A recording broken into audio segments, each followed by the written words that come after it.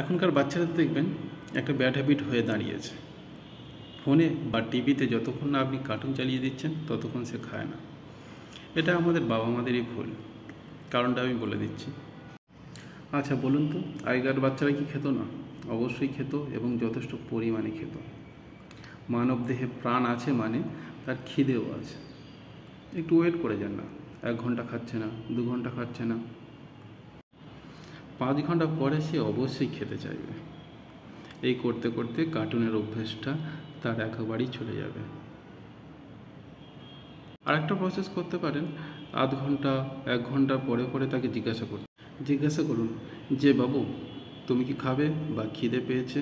খিদে পেলে অবশ্যই বলবে, আমি তোমাকে খাওয়াবো। ভিডিওটা তৈরি করার একটাই উদ্দেশ্য হচ্ছে, এই ভিডিওটা দেখার ফলে একটাও বাচ্চার যদি কার্টুন ছাড়া ভাত খেতে পারে, তাহলে এই ভিডিওটা সার্থক হবে আমার। জয় হিন্দ, ভালো থাকবেন।